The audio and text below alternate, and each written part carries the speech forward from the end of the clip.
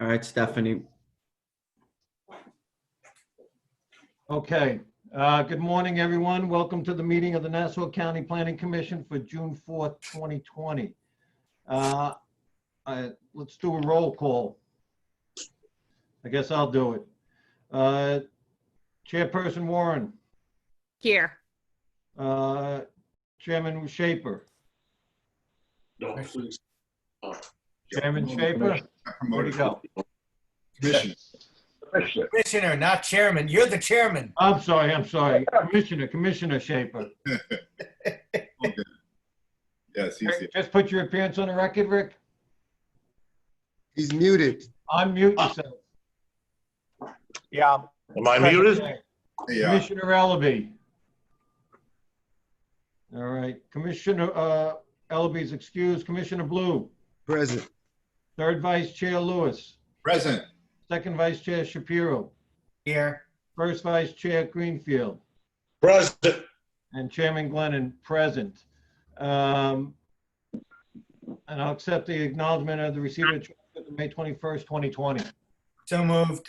Okay. Before we start the meeting today, I'm just going to ask that all the commissioners and staff and anybody that's watching the video take a moment to reflect upon where our country is today and what we can do to make the change. Self-reflection is a good place to start. And I think that if everybody does this at least once a day, I think we'll get to a better place. So with that, I just ask for a moment of silence for a reflection.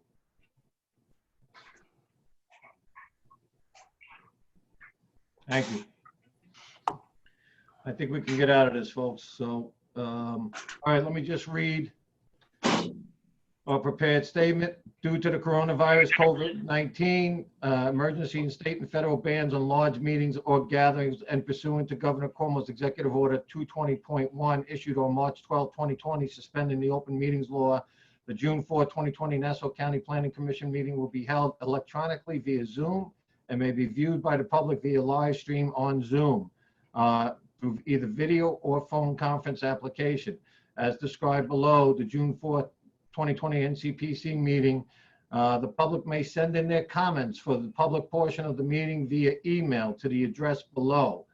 The NCPC will review and consider these public comments prior to making a final decision. A recording of the meeting will be posted on the Nassau County Planning Commission website within 24 hours for review by the public. Instead of a public meeting open for the public to attend in person, members of the public may listen to or log into the video conference. Access and instructions for Zoom is available on the Nassau County Planning Department webpage, which is listed as www.nassaucounty.ny.gov/2856 planning-department. Final decisions will be made on items contained in sections A and C at the June 4, 2020 Nassau County Planning Commission meeting.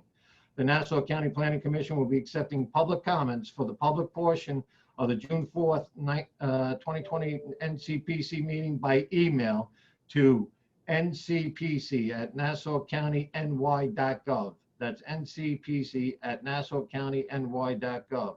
The NCPC will accept public comments via email for agenda items contained in B before making a final decision on the matter. There's only one matter on agenda item B for today. The public will have until 4 p.m. Monday, June 8th to email their comments for items contained in agenda item B to the email address specified above. Late comments received after Monday, June 8th at 4 p.m. will not be accepted or considered. A second meeting of the NCPC will take place after public comments are received, reviewed, and considered by the NCPC for each item contained in agenda item B on Thursday, June 11th, 2020 at 9 a.m., where the NCPC commissioners will make a final decision on each item contained in agenda item B. The meeting will also be conducted using a virtual meeting program, and access instructions will be provided on the Nassau County Planning Commission Planning Department homepage. All right, with that being said, John, take us to agenda item B, the major subdivision application. Sure. This is a major subdivision application for final map approval, NCPC file number 1996 F2, map of Country Point at East Meadow Condominium, 123 Merrick Avenue in East Meadow, Town of Hempstead, Section 50, Block B, Lot 317. On April 16, 2019, this application received preliminary subdivision approval of a 4.54 acre parcel into 104 age-restricted condominium units and a homeowners association. The property is wholly located in the hamlet of East Meadow, Town of Hempstead, and not within 300 feet of any other municipality. The subject property is surrounded by single-family dwellings to the north, east, and south, and Town of Hempstead ball fields across Merrick Avenue to the west. The development is located in the Town of Hempstead Water District, Nassau County Cedar Creek Water Pollution Control Plant Sanitary Sewer District, and in the East Meadow School District. The development's nearest nice bus routes are the N70, N71, and N72, which runs along Hempstead Turnpike and is closest to the Westbury Long Island Railroad Station. Nassau County DPW and the Town of Hempstead approved the final subdivision map and grading and drainage plan. Nassau County Health Department still requires the realty subdivision approval. Nassau County will require a performance bond to ensure all public improvements of the development are installed correctly. Nassau County DPW staff is still reviewing the bond, and final amounts are not available at this time. We received 2 letters in support of this project, one from Jeffrey Kraut, dated May 26, 2020, and one from Nadine Salzman, which is not dated. Both letters have been provided to the commission prior to today's hearing. Today we have representing the applicant, Paulina Giampetro. Morning, Council. She unmuted? Good morning, Mr. Chairman, members of the board. I am Paulina Giampetro, representing Beechwood East Meadow LLC from the firm Vincent J. Pizzulli PC, with offices at 200 Robbins Lane, Suite D1, Jericho, New York, 11753. Beechwood East Meadow LLC is an affiliated entity with the Beechwood organization and is a fee owner of the subject premises. The Beechwood organization is a Long Island-based residential home builder that was founded over 30 years ago by Michael Dubb. Over the last 30 years, Beechwood had developed more than 60 communities and built over 7,000 homes. The subject premises of this matter is 123 Merrick Avenue, East Meadow, Section 50, Block B, Lot 317 on the Nassau County tax map. The lot area is 4.54 acres, and the site is zoned Golden Age Residence District. The site is the former Temple Emmanuel of East Meadow, which was desanctified and closed on June of 2018.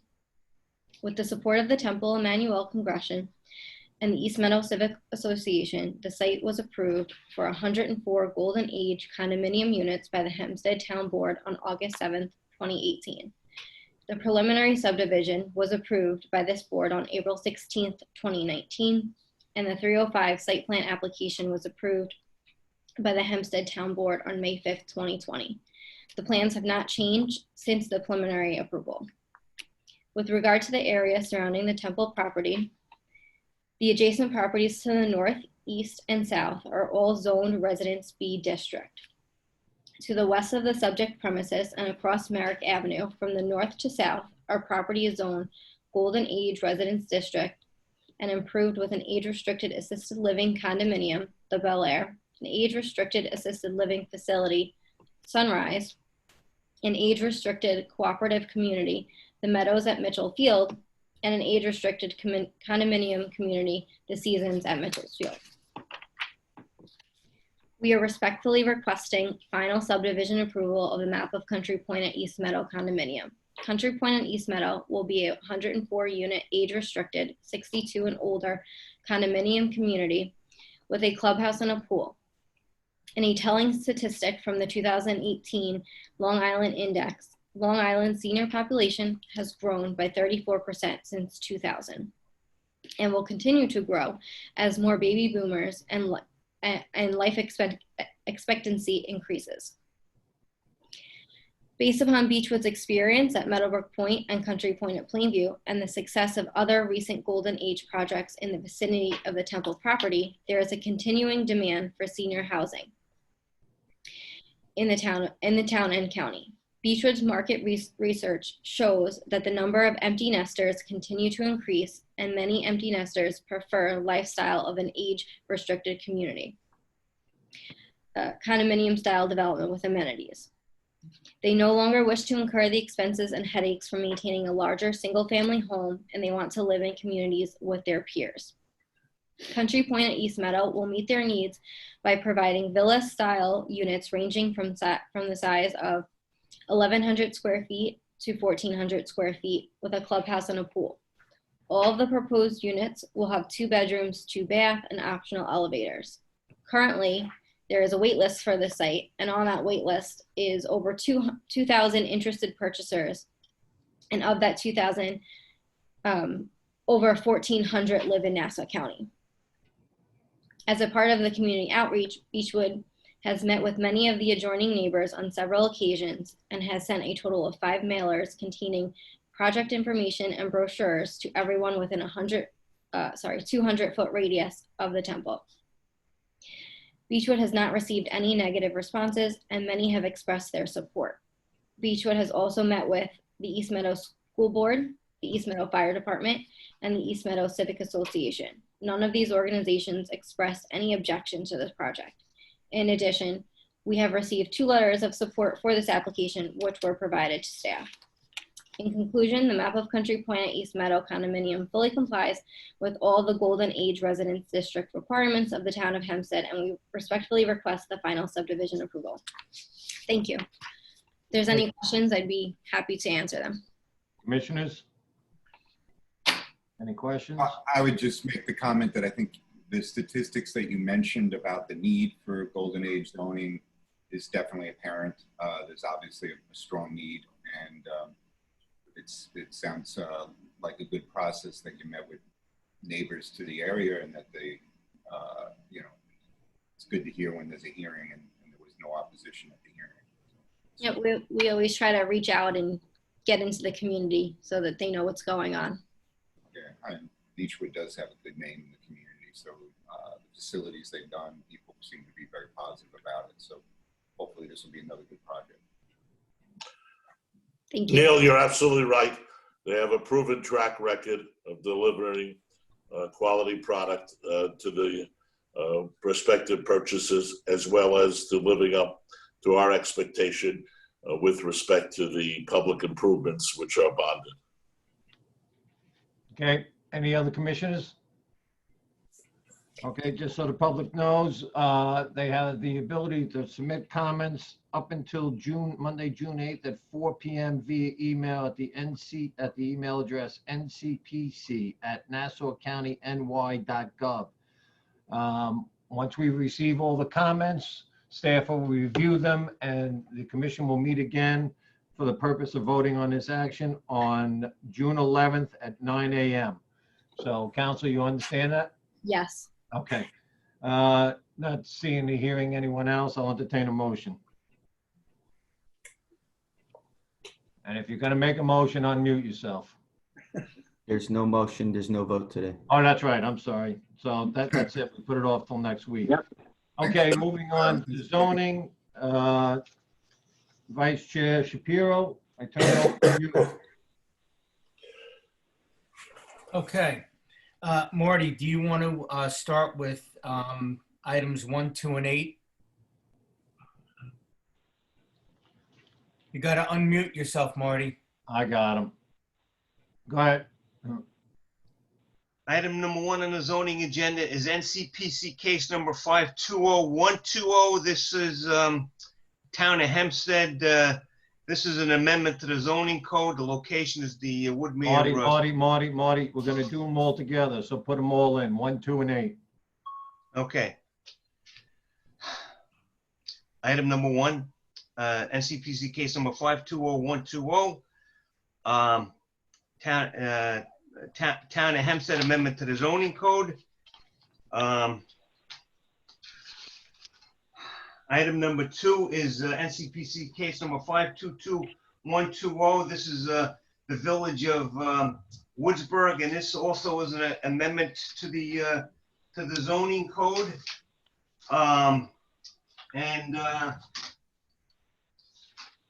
number 8 is NCPC case number 522120. This is the village of Lawrence, also amendment to the zoning code, and all three relate to the Marty, creation Marty, of yes, Marty, sir. I just realized that the case number for item 2 and item 8 are identical. Is that by design? Case number for item 8 is 522120 for case number. No, they shouldn't be. They should be too discrete. No, that item number 8 should be 522220. Okay. Sorry about that. And all three relate to the creation of a new zoning district for the Woodmere Country Club, which straddles the three. Hold it, Marty. Yes, sir. Number 8 is 528220. That's what I have. 528220 for number 8. So it's different from 1 and 2. Item number 1 is 520120. Item number 2 is 522120, and item number 8 is 528220. Excuse me. What do you have for item number 8 in your package? 528. No, which case do you have? Is that Village of Lawrence? Village of Lawrence. Yes. All right. I have 528220. I printed out what you sent to me yesterday, Marty. I'm sorry. If you look at the agenda, Marty, it's agenda item 9, and it says 528220. It's the summary that's wrong. Okay. You are correct. It's 528. I'm sorry about that. 52822 Oh, 220 is item number 8, Village of Lawrence. okay. Now you can. Okay, now sorry about that. Okay. This is for all three, but this is the adoption of an amendment to the zoning code for all three municipalities, entitled the creation of the Coastal Conservation District Woodmere Club, CC-WC. The board's plan to, they're doing this in consultation and coordination with each other pursuant to an intermunicipal cooperation agreement. And the Woodmere Club is 118 acres, with 55 acres located in the town of Hempstead, 40.5 acres located in the village of Woodsburg, 22.9 acres located in the village of Lawrence. The overall, the proposed action will establish zoning regulations creating 3 sub-districts. One is the open space recreation sub-district. The second is the single-family residential sub-district. The third is the clubhouse hospitality sub-district. The two sub-districts, the first 2 sub-districts span all 3 jurisdictions. The clubhouse hospitality sub-district is located entirely within the village of Woodsburg portion of the property. An expanded environmental assessment was prepared in coordination with the town and the 2 villages, and goes into great depths concerning the creation of the Coastal Conservation District, particularly with respect to flooding and carrying and flooding carrying capacity. Some key information from the document. Marty, I think you skipped a paragraph there. The town board believes. Okay.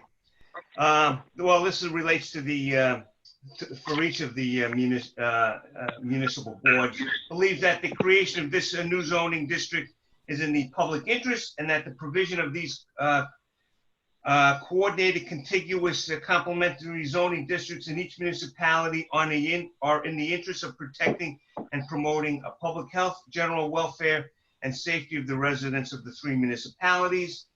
An expanded environmental assessment was prepared in coordination with the town of Hempstead and the 2 villages, and goes into great depth concerning the creation of the Coastal Conservation District Woodmere Club. Some key information from the document is described, and I will discuss some of these key components. Under the town's current residential B zoning, the development of the Woodmere Golf Club would yield 244 single-family homes within the town of Hempstead portion of the site, and an additional 41 single-family homes in the villages of Woodsburg and Lawrence under their respective current 1-acre zoning districts.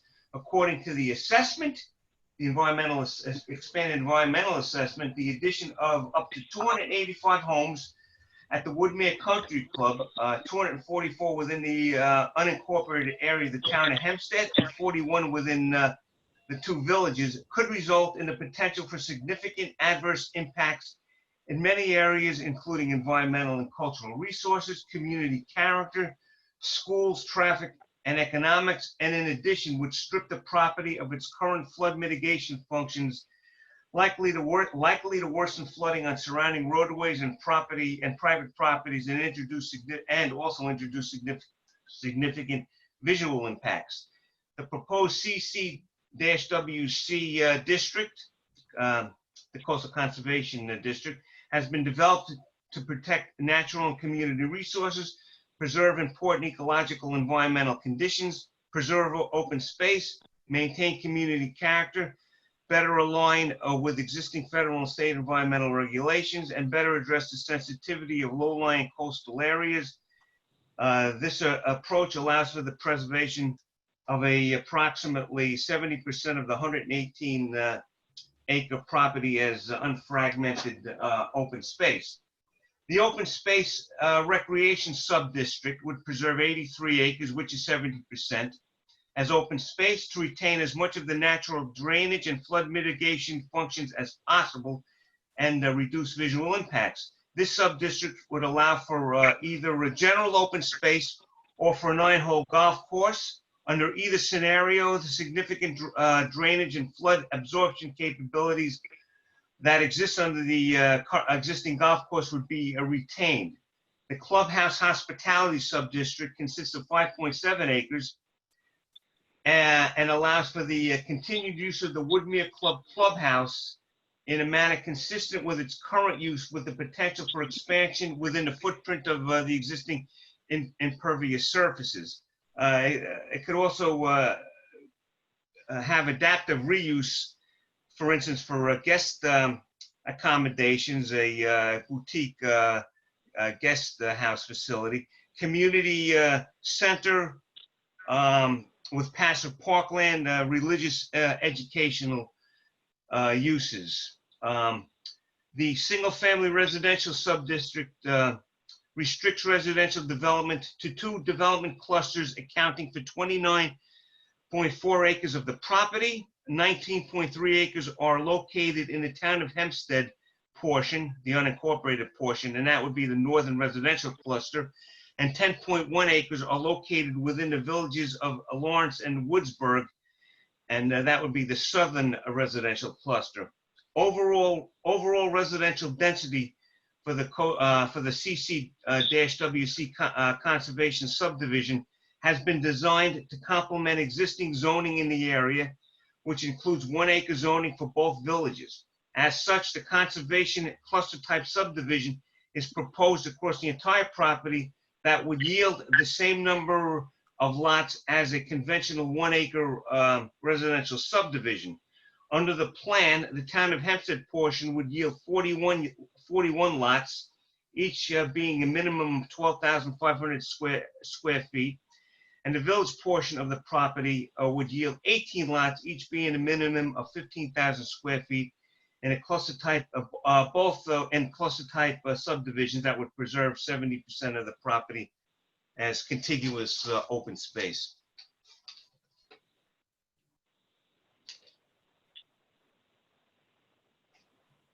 Okay. Commissioners? Well, I just have to say, looking at the map, that doesn't look like 70% open space. But I don't know. I guess that doesn't really matter in the grand scheme of things, but it looks like maybe like a 60-40 split of development versus open space. So I don't know how they get 70% is being kept open from these numbers. It's an irregular plan, so it's pretty hard to look at. It is. Yeah, pretty hard to see. Well, the 70% contiguous open space does utilize this cluster type subdivision. So I assume they did their homework, and it is approximately 70%. Under this plan, how much of the development would be in the respective villages? How many of the homes? There would be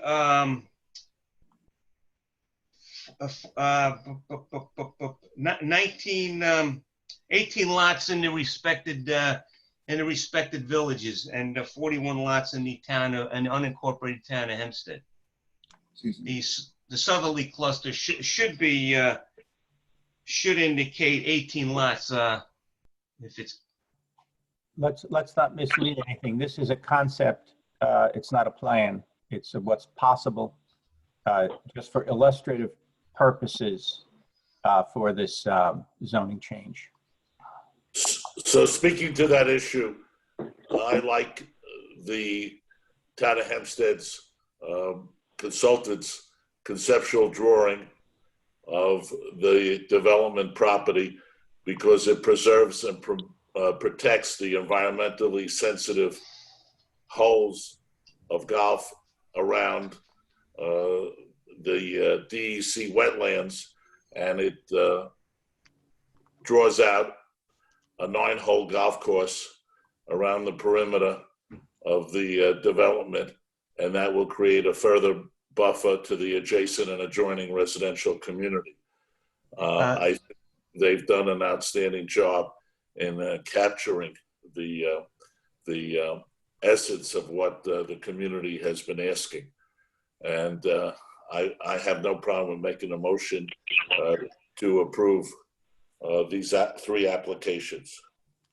I think local determination. Well, we're not approving it. I believe local determination is. LD. I meant local determination. You're right. Okay. If I could just say one thing with respect to the golf course, that's a scenario. That's one of 2 scenarios, that or passive open space. Okay, so that's the way the scenarios that were presented. So the law doesn't compel the property owner to put up a golf course? No.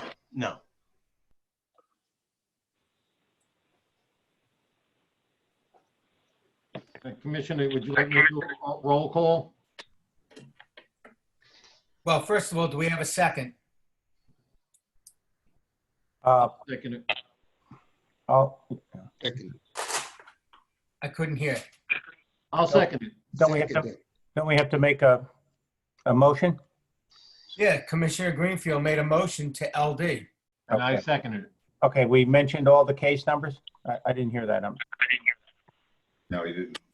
Okay, so my motion to approve for an LD includes case number 520120, 522120, and 528220. Second. All those in favor? Aye. Aye. Roll call? Do we have to do a roll call on the zoning? I think we have been. We have been, so. Okay, fine. Commissioner Warren, Yes. Commissioner Shaper, Yes. Commissioner Blue, Yes. Third Vice Chair Lewis, Yes. Second Vice Chair Shapiro, Yes. First Vice Chair Greenfield, Yes. Chairman Glennon, yes. Okay, Okay, the remaining LD cases, are there any questions on them? And those cases are agenda items number 3, 4, 5, 6, 7, 10, 11, and 13. Yeah, I have a question on the last one. 13? Correct. Okay, then, go ahead, Neil. Well, it's all in the news that we're moving from phase 1 to hopefully phase 2 soon to get businesses reestablished on Long Island. And we understand there was some reporting yesterday that what we have before us, the idea that restaurants could allow people to be outside so you can spread them out more. What we have before us is consistent with what we're hearing in the news, that these kinds of plans would be allowed. It just seems odd that we're only seeing it from one town in North Hempstead. And I was wondering if our attorneys or who it is that's following things, I would think we're all kind of, the argument is we're not in the same boat, but we're all in the same storm. We're trying to help one another. If it's necessary for municipalities to adopt what North Hempstead is looking to adopt, should we be communicating with the other towns or key villages? It just seems. Well, Neil, I think that the bigger question is, do some towns and villages already have it? Because I know in Locust Valley, a number of restaurants have had outdoor dining for years. One example is Basil Leaf Cafe. They've been doing outdoor dining, God, it's got to be 25 years already. Yeah, I think the idea here is they can exceed the normal seating capacity because they're not going to use all the seats. So they say, okay, you were approved for 50 seats. Now we'll let you put another 15 out on the sidewalk because even with that, you're probably only going to get X amount total. So I do think it's above and beyond what's normally allowed by a particular. In Farmingdale Village, they're talking about closing Main Street for a good stretch of it. So some of these tables. Yeah, I don't know if it's more than is allowed because the interior is actually going to be reduced. Right. No, I don't think it's going to be more than what's been previously allowed. And I got a question for council on this, Pat or Bob. Is this something where the county can supersede the local laws in terms, or does each municipality have to enact their own to expand it? Well, when you say can the county supersede it, can supersede to the extent. I think the county has already suggested that this is the way to go, right? From what I understand, Right. That they're going to allow. Right. As far as the state of emergency, it can supersede to shut down, but as far as allowing it, I don't think so. And also, if I might, we're seeing North Hempstead because North Hempstead is changing their code. I don't think municipalities are necessarily changing their code as opposed to giving permission for during a short-term window. So it could be different municipalities can be handling it differently. North Hempstead is saying they have to allow this expanded seating capacity in order to be able to take advantage of this. It just seems if they've identified that need, it's a little bit odd that the other two towns and villages haven't seen. But they may have identified it, but the other municipalities may have decided not to change their code. A, it may be permitted in their code already, or B, they may be doing it by a waiver of something which doesn't involve them coming before the planning commission. Yeah, don't forget we're those we're two getting options. this referral. Yeah, So those Bob sounds and more like. Neil, in my village of Rockville Center, we've had a code on the books for years allowing outdoor dining. So at Monday night's village board meeting, all they did was take action to waive the fee. And the second thing they said is they wanted the restaurant owners to file a plan. And that was the reason, is to make sure that plan is in concert with the state and county regulations with respect to social distancing. So there was no need, as the village attorney, I think, explained on Monday night, to change our zoning code. Garden City has the same code. I don't think that's the case in Hempstead and Oyster Bay, and they were talking about taking action to allow this. But hey, it's not my job. So to make Neil, we can't worry, Neil, about what isn't before us. What we have before us is the. But I mean, during the shutdown, do we know for sure that things weren't sent to us and they didn't get received? I mean, we're not having any communications with the other towns and sort of saying, hey guys, why aren't you getting your plans in? This is, Well, we certainly are hearing from There already- Hempstead, some of them may be- Lawrence, and Woodsburg. So I can answer some of those questions. Commissioner Lewis, there are a couple of things going on. One being the municipalities that are choosing to either enact or revise their codes with respect to outdoor dining, and I think North Hempstead is being very proactive in what they're doing. I think as far as what they're allowing, and as we said, many municipalities already allow for sidewalks, seating, and dining. I think some of the municipalities are considering, and North Hempstead in particular, are considering expanding the area for outdoor seating into like parking lots and adjacent areas surrounding the restaurants. So they needed to change their code to incorporate those permissions. I think, and we talked about this a little bit internally about circulating the town's code as a model to the villages and the towns. So on the regulatory side, that would be one thing that we can do. But separately, we've heard from multiple municipalities seeking to close down their, quote unquote, Main Street in the case of where the road is a county road. So the county did, and I think you were referring to that earlier, Farmingdale, for example, Main Street is a county road, and so we're expediting those permits. We've heard from at least 4 villages and all 3 towns about applying to the county to take advantage of, to close streets and allow for the outdoor dining. So I think there has been some, positive reaction and interest. But I think as far as whether or not you need a code revision at the local level to allow for it, again, the town has been proactive. I think we can share that though with the other municipalities.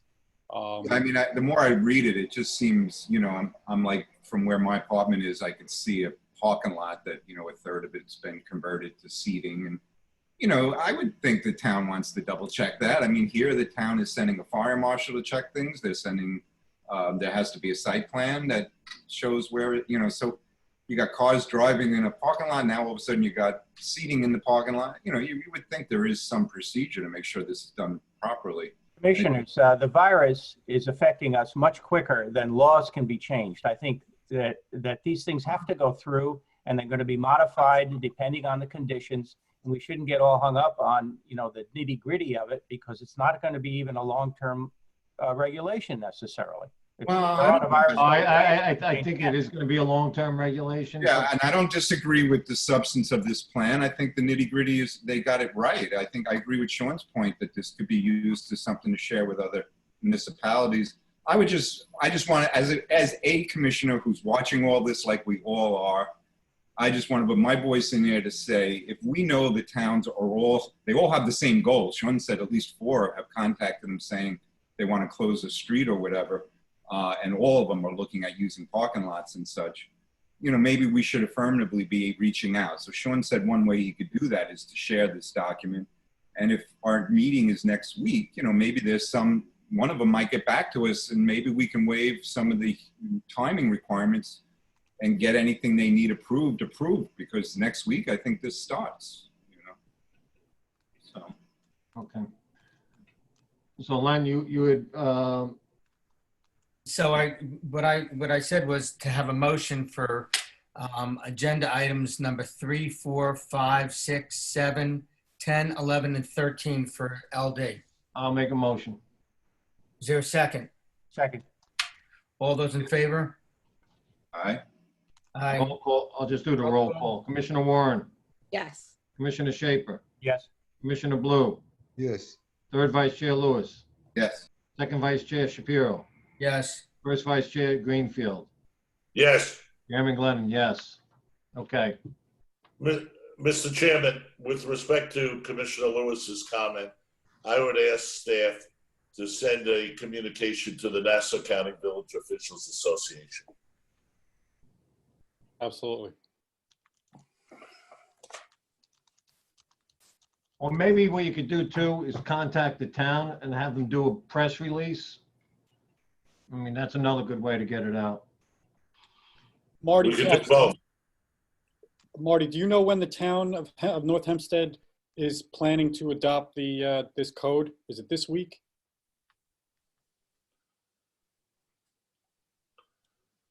Check the, I'm not sure. I have to check. Okay, if you could just let me know, because I think Yeah. we'd like to see it adopted, and then we can spread it as a model.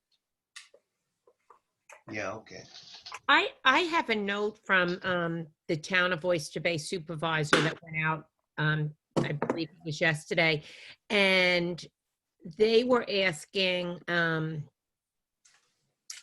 New York State to authorize outdoor dining in phase 2 of the reopening. So I'm really confused, like who's giving authority here anyway for outdoor dining and, you know. I think they gotta go to the Department of Health, DOT. Okay. So as I understand it too, originally outdoor dining was going to be part of phase 3 reopening. So it was just, the governor bumped it into phase 2 yesterday. So it would be quicker. I think right now it's prohibited under the public gatherings restriction. By the way, Sean, quick question. When would meetings like ours, the Planning Commission, what phase would we fit into? That's a good question. Again, I believe it's public gatherings and how those restrictions begin to ease. Maybe we haven't figured it out until we get closer. Is that? Right. I mean, you bring up a good point because, as far as even planning our own meeting format going forward, we need to have a handle on what that might look like. So we're gonna figure out what the next month or so looks like as far as in person or not. But I would think that at a minimum, at least our next meeting in June will still be remote. I think we also have to consider mixed in-person and online meetings. Some people may actually be quarantined, even though the virus is declining. It's still here, and it will be for Yeah, well, we can address all those issues as they arise. And Sean, I think we got to take the lead of the legislature. It's their chambers.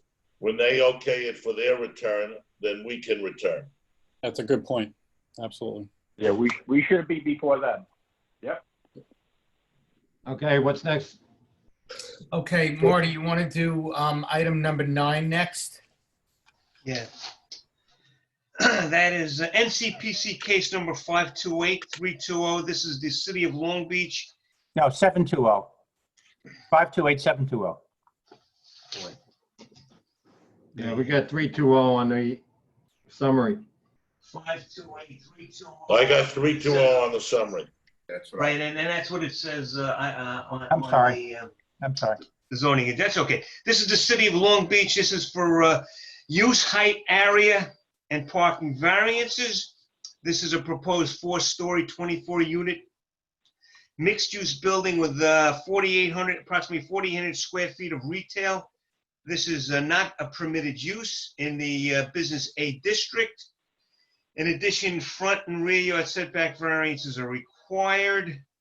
5-foot minimum front yard setback required, 0 provided. 10-foot minimum rear yard setback required, 0 provided. Also excess of height, maximum 2-story, 25 feet permitted.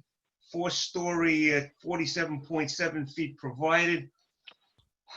Also insufficient parking. Could we see the, yeah, let's see. Also insufficient parking, 53 spaces required, 10 spaces provided. Mixed-use buildings not permitted. The site is occupied by a vacant 1-story commercial building. To the north are dwellings.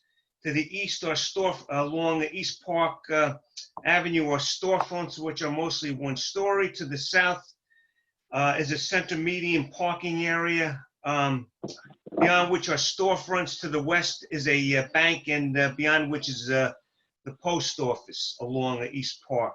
This stretch of East Park Avenue is characterized by primarily 1-story storefronts. Fieldwork indicated that parking in the center median is heavily utilized. At least midday during the week, it was heavily utilized. Staff recommends denial. The proposed project, first of all, is out of character with development along this stretch of East Park Avenue, as most of the storefronts are one story, with a limited number of two-story storefronts, and the proposed project is 4 stories. In addition, there is no residential development along this section of East Park that I was able to see. Also, the project will result in an extreme parking shortfall, and it does not fit the criteria used for granting a use variance, which one is applicant could realize a reasonable return. A hardship relating to the property is unique and does not apply to a substantial portion of the neighborhood. 3, the granting will not alter the character of the neighborhood. And 4, the alleged hardship has not been self-created. The application for a use variance does not fit these criteria for granting a use variance, in my opinion, and should be denied. I think that's a good summary of your opinion. What's that? I think it's a good summary of your opinion. They don't meet any of the reasons for a zoning variance. Yeah, I think it's an over-intensification of that area as well, so I'll make a motion to deny it. Second. Mr. Chairman, you need to state the item number and the case. I make a motion to deny NCPC case number 528320. Second. Second. All those in favor? Aye. Aye. Aye. Roll call. Roll Mr. call. Chairman. Commissioner Warren, Aye. Commissioner Shapiro, Aye. Commissioner Blue. Yes. I'm sorry, I meant Commissioner Schaefer. Which one? Thank you. Yeah. Okay. Yeah. Commissioner, Third Vice Chair Lewis. Yes. Second Vice Chair, we already have. First Vice Chair Greenfield. Yes. Chair Glennon, yes. So it's denied. Okay, let's go to NCPC item number 12, Marty. Okay. That's NCPC case number 528620. This is in the village of Freeport, and it's for height and parking variances. This is a proposed 3-story hotel with rooftop penthouse with 100 rooms, a banquet facility, restaurant, marina, and other amenities. Much of the lot is currently vacant. I think the fishing pier building to the south is part of the subject property and will be demolished. If we can see the aerial, I'd appreciate it. Thank you. That you can see to the south there, that's the fishing pier, I think. The project requires a height variance in which a 3-story hotel with a rooftop penthouse with a height of 48 feet is being proposed. Where a maximum 3-story building with a maximum of height of 40 feet is permitted. A parking variance is required where 259 spaces are required, whereas 84 on-site parking spaces are proposed. That's a 175 space deficit. The village calculates the required parking for the hotel based on the following: 100 spaces. The hotel requires 100 spaces. The public assembly, which I think would be the banquet facility, requires 100 spaces. The restaurant will require 34 spaces. Employees will require 25 spaces. The plan also proposes to use 2 off-site parking lots totaling 109 spaces, which is not permitted by the village to be applied in calculating the parking supply, and it would still result in a parking shortfall.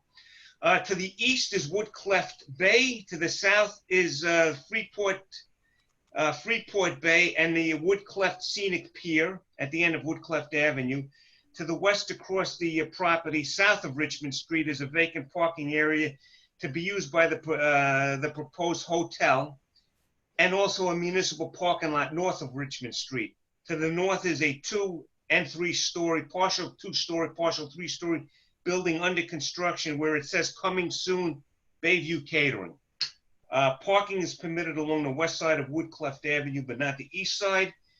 The village forwarded over to me recently, a couple of days ago, a draft parking and traffic analysis dated December 2019. The current denial letter and the current site plan does not reflect the same parking data as the draft report.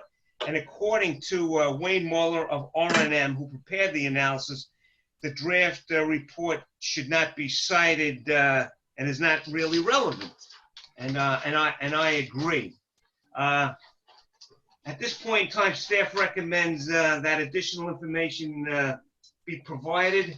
The proposed hotel, including a banquet facility, restaurant, marina, is a substantial project on a constrained road, constrained dead-end road, Woodcliffe Avenue, and also constrained parking, especially during peak season and peak evening hours and weekends. As such, a traffic parking analysis is requested that reflects the current plan and that analyzes peak season conditions. So I'm a big fan of facilities on the water. I think that sounds beautiful. But the idea of building another facility that's going to generate a really substantial number of demand for parking spaces that don't exist, not to mention the fact that the plan for off-site parking is probably going to cut into the little bit of parking that's already available in the area. So that plan for off-site parking should be new parking, not just using lots that are already there where they already don't have anything near a sufficient number of people for sufficient number of parking spaces. So I think that, you know, when a project comes in with a severe parking shortage and it's in a place that already has a very severe parking shortage, that's a problem. So I'm prepared to make a motion for a denial, but I don't want. Yeah, I would agree with a motion for denial. I think this is a tremendous over-intensification, the 200% parking shortfall, an already busy area, very limited access to the site, tremendous impact on the area. Marty, on the parking shortfall, across the street, aren't those parking lots? Across the street, north of Richmond Street, that is a municipal parking field directly across from the subject property. And south of Richmond Street, it's actually a vacant, closed-off parking area that's not municipal. And I guess, yeah, so that's incorporated into the proposed parking parking inventory for the hotel south of Richmond Street. But what about the one that was west of it? That was not calculated into it? The one that was. You got two parking lots left. No, the one west of it, directly across north of Richmond Street, was not calculated because that's municipal parking, and that was not calculated into. So why wouldn't we? I think your recommendation is worthwhile that we do deem it incomplete without a complete parking and traffic analysis instead of an out. I would also say to the commissioners, if you recall, we've had some issues and some sensitivity over in the village of Freeport, and I think it might be that we were better off asking for further information, detailed information, than simply denying it at this time. I agree. What's the practicality of asking for a traffic study when the traffic load is extremely low at this time? But there's a parking shortfall too, so why not do the park? So if you're going to put in something of this magnitude, it's going to increase the density of the traffic and the parking. So let's get a study and see what it comes back with. How can you get a reasonable study at this time? But I think, well, this area is is tourism based, right? So I think that the traffic on Woodcliffe on a summer Friday or Saturday, is busy. There's no doubt about it. But I think the real issue here, as many commissioners have stated, is the already limited parking for patrons and visitors. So I think the primary concern here is not so much the volume of traffic that this facility is going to generate, but it's where are those vehicles going to park? I think Well, you know, Well, there's something- that's but there's definitely something- true. Marty, there's Hold something to say for a hotel use here that is going to, you know, you could conceive that you would park once and then be able to walk up and down the street and patronize the businesses. I think that's what you want, parking once. But again, the parking issue is the issue here that Right. should be studied. Just to let you know, when they do, I went through the draft parking study that we did get, that was prepared in late 2019. And of course, the analysis did say that the required parking applies simultaneous use of all the, it doesn't consider shared parking, which is an issue, which, Well, you said it was just the one south. You said it didn't incorporate the one north. Now you're saying it's both? no, it doesn't incorporate the one north. All I'm saying is that when the village calculates the parking requirements, they look at each use in the hotel, the banquet facility, the restaurant, the marina as discrete uses that will be, that will have its own discrete uses. They don't look into shared parking. So, but again, we definitely should ask for an up-to-date parking study that incorporates the season. But Commissioner Schaefer had a good point. Right, you can't get an Back to the traffic study. the current situation where there are maybe less people on the roads during the pandemic crisis. And to do a traffic study at that time, I don't know. Again, the increase in traffic is going to be marginal here. This is already an area that sees a It's a seasonal dead end. peak. Right. Yeah, Okay. it's really not about it's mainly about, when you drive down there, it crawls, but so what? People accept that they're at their destination essentially. The issue is after you arrive, there's absolutely no place to park. Yeah, And what they're going to do parking is take away parking and give it to this one building. So it's actually going to make less parking for all the people that currently go there. It's a bit of a scam, You shouldn't be allowed to have this much activity with no parking. It's ridiculous. Are we going to get another bite at this? Oh, yeah. Well, I mean, we're going to get another bite at it if we ask for a. There's no subdivision. No, it's not a subdivision, but we'll see it. We'll see it for the variance, and we will see it for site plan review. When and if these variances are approved, it will come to us for site plan review. So at that point, can we require a parking garage? Well, you mean underground structured parking on the site? Yeah. I mean, you can have like the first 2 floors is parking and then your hotel or whatever upstairs. Because, don't forget, you're right on the water. So you're going to have. I don't know. Yeah, again, they couldn't do below grade parking. Right, but you're going to have flood issues here. But again, that would raise the height. That would be a problem, and they would go way over to get those 100 units on 3 floors, and then to have a level or 2 of parking, or let's say one raised level of parking, that would increase the height by whatever, 15, 20 feet. I don't know. Yeah. But again, it's something we could think about. But let's at least ask for additional analysis. I don't see this plan ever becoming a practical plan myself. Yeah.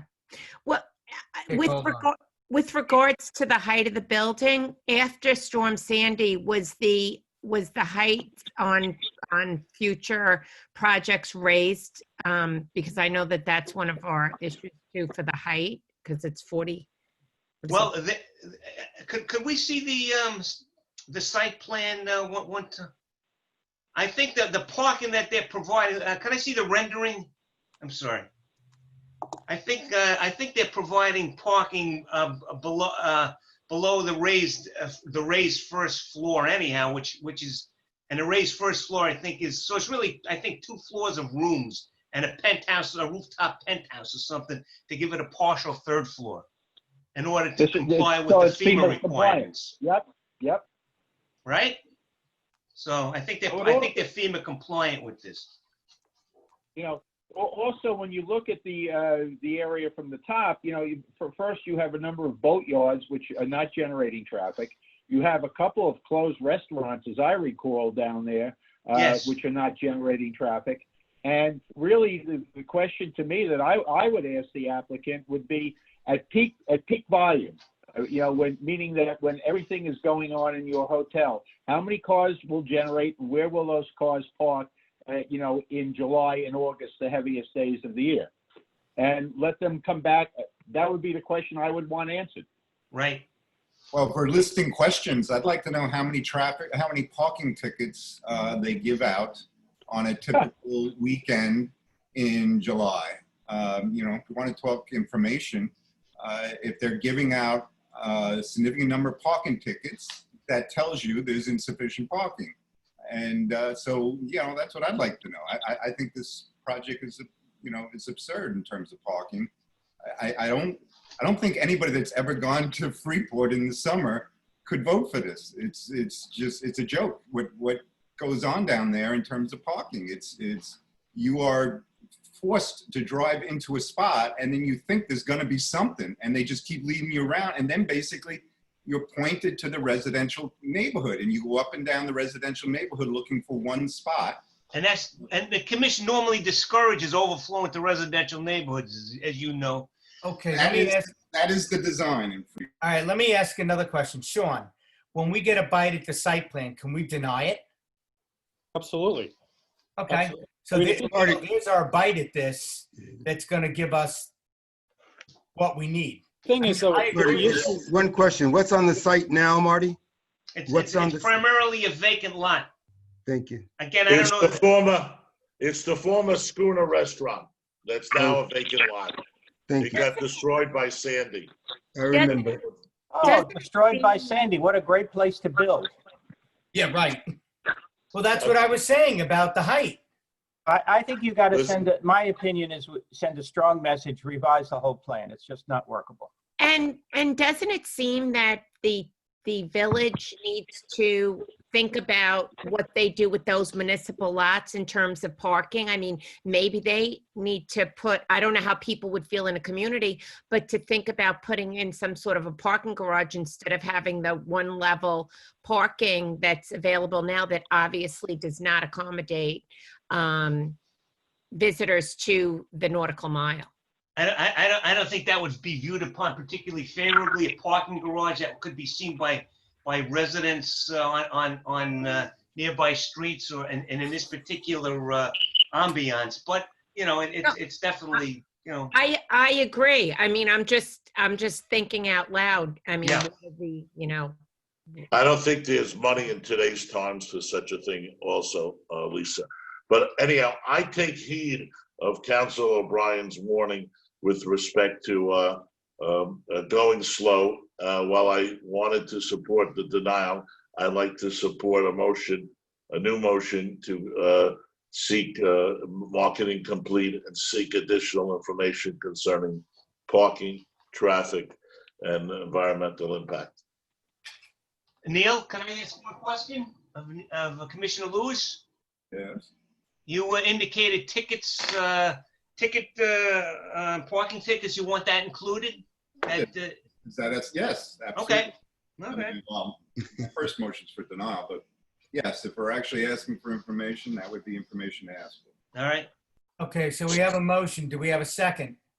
What is the motion? I asked that it be revised. I want to see if Commissioner Lewis is willing to revise it from denial to marketing complete. I didn't make the motion for denial, so I think yours would come first. I suggested it, but I didn't actually make it. Okay, so there's a motion on the floor that has been seconded for denial. Because I remember Commissioner Lewis made the motion. I think Commissioner Schaefer seconded. So you have to either withdraw the motion or vote on that motion first. I would rather vote on the motion. I would request they withdraw the motion and we have a replacement motion. Okay with me. It's up to Commissioner Lewis. It's his motion. It's his motion. I mean, technically, I said I was going to make a motion. I didn't read the number and actually make a motion, but okay. Let's do it this way. I'll withdraw the motion so that you can consider your motion first. All right, I make a substitute motion that on case 528620, that we mark it incomplete and seek from the village, ticket information on Woodcliff Canal, as well as applicants' parking study, amended to reflect peak season pre-coronavirus, as well as parking and environmental impact. We have a second. Second. Okay, all those in favor? Aye. Aye. Roll call, please. Okay, roll call. I can do the roll call. Commissioner Warren, Yes. Commissioner Shaper, Please call me at the end. sure. Commissioner Ellerby, excused. Commissioner Blue, Yes. third Vice Chair Lewis, No. second Vice Chair Shapiro, Yes. first Vice Chair Greenfield, Yes. And Commissioner Chair Glennon is Glennon. excused. Chairman Glennon is excused. How many Back yeses? to back to Commissioner Shaper. No. What's the vote? We have I think that's uh, four. Warren, Blue, We need we need Shapiro, 5 votes. and Yeah. Greenfield. That's only 4. We need 5 votes. Otherwise, if you don't have a Okay. majority, we'll go Yes, into an so LD. you understand, everybody? If no motion happens because of the votes, then this will automatically go back as an LD. Right. Absolutely. Just point of Understood. I guess I'm not so convinced that they're going to do the parking study that you're asking for, and that any of that is going to be serious. They're just going to sort of point to a spot on the map and say, "Oh, yeah, we're sharing parking with that lot." I just it just seems so fanciful of a proposal to come in and. Yeah, they're going to go back and do a parking study and a traffic study this summer when there's very low traffic because people aren't going to restaurants, and you're going to get a good traffic study and it's going to pass. Your LD your LDL is going to yield a positive result without a good traffic study, unless they want to do the traffic study in 2021. Make it realistic. We can't make them wait till 2021, Commissioner. But for the purposes of heeding Council O'Brien's remarks, as well as not letting it be an LD, I would ask Commissioner Shaper or Commissioner Lewis, one of you, to amend your vote so that we can have an affirmative 5 votes. You know, can I say one thing? If it comes back to us with a revised parking study that doesn't satisfy the commission, we can deny it then also, so. Okay, that's good enough for me. Okay, so you're voting in affirmative? Affirmative, yes. Based on what Marty just recommended, we get another shot at it. And we'll also get a shot at it during site plan. Right. Yeah, we've never. More bites at the apple. Okay. Okay, Commissioner Glennon asked me to read this statement at the end of the meeting.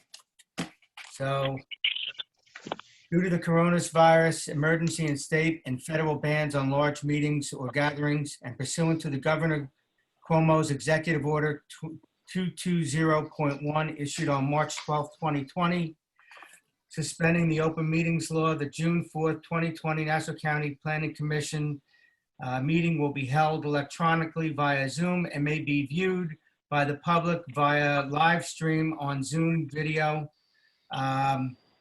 as described below.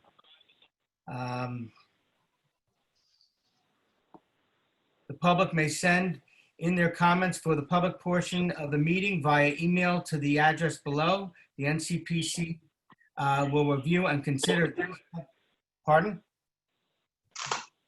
Public comments for,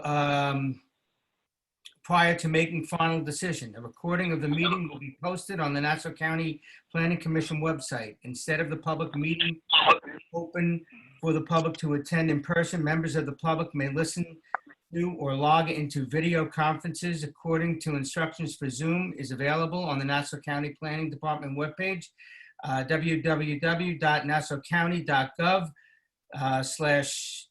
2856/Planning Department.